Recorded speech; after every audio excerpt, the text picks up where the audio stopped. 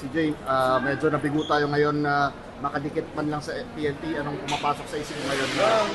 Yung kagandahan nun, elimination pa lang. So, hopefully magsunod-sunod na yung mga ipapanalo namin kasi hindi siya madali. Hindi madali.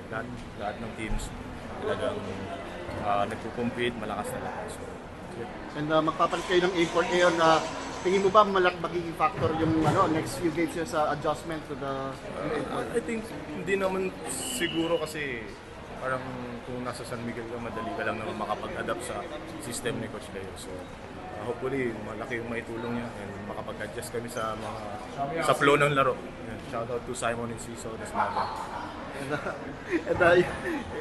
Anyway, minsan lang tayo magkaroon ng mga ganyang katatangkad na player. Gano'ng kahirap lumiyap sa ganyang may ganong poste sa Mahirap, pero alam mo yun, nakaka-challenge din kasi doon mo susubukan mo talaga ano yung mga pinag-aralan mong finish. So, yun. Thank you.